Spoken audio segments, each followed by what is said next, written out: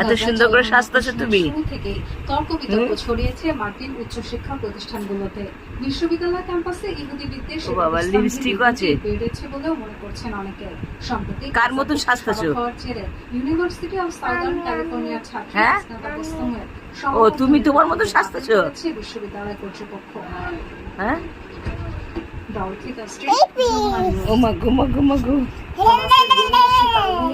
সাইজা কই যাবা? কোথায় যাবা সেজে?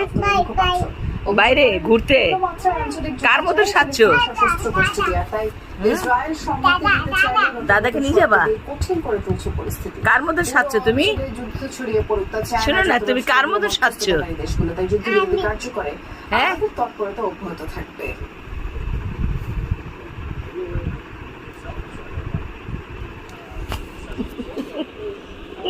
What you have seen